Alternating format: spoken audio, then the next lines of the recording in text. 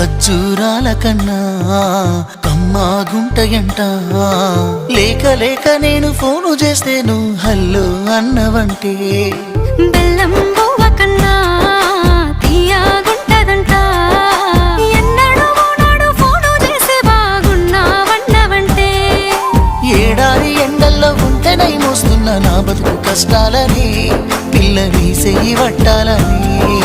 నల్లని సీకట్లో ఒకదాన్నే కూసున్న దిక్కులేని పచ్చినయ్యి బావా నువ్వెప్పుడొస్తావని